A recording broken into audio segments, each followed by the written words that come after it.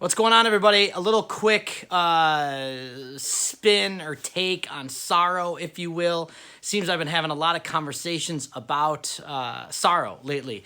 And it's not just something that we, put in the bucket of, people dying, people leaving, sadness, depression. Sorrow is an actual thing that is a movement to receive love. So listen and stay with me just real quick. A lot of times when we hit sorrow, it's so uncomfortably painful or just uncomfortable, period, that we wrestle other things to the ground to get rid of it.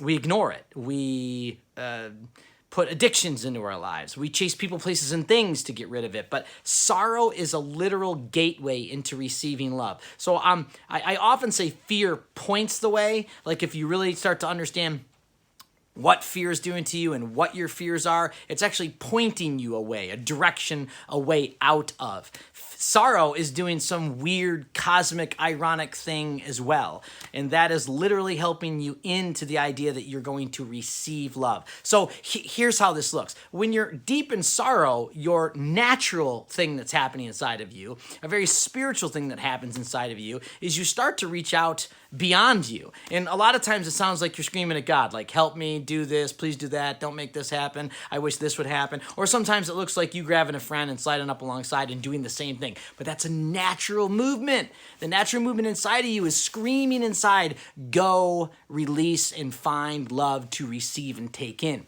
Find an ear to talk to, right? Find a person to be close with. Allow God the opportunity to be invited into the sorrow. But that's what's happening. That's what sorrow's doing. Sorrow is just simply clicking away at the idea that you need to receive love. So instead of thinking I'm going to run from sorrow, instead of thinking that sorrow is just like crazy ass, I want to get away from it, it feels uncomfortable, it feels like depression, it feels like sadness, I can't do.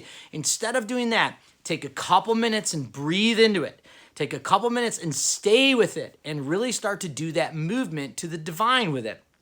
Invite God into it. So there's a book in the Bible, and it's called Psalms. And there's 150 of these things, and the author is all about exactly what I'm talking about. Like every single one of them is this cry with desire and longing to not be so jacked up and screwed up. Upset, depressed, looking for God. Where are you? Help me. I feel like my enemies are kicking my ass. I feel like I'm kicking my ass. I feel like I'll never be enough. Like it's Psalms, man, all the way through it. So check out the book of Psalms. There's 150 of them. It's good reading.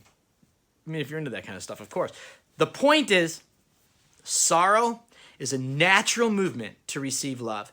Stop thinking about this thing as though it's a disease or a rash or a burden. Instead, sit with the sorrow and invite the divine into it.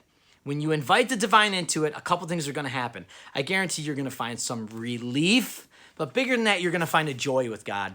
And the joy is going to be bigger than the relief you're going to find with people, places, or things. Because people, places, and things aren't going to turn the nut on this one. Yes, people can listen, and yes, you can be with people, and yes, it's great to be in community. Don't get me wrong.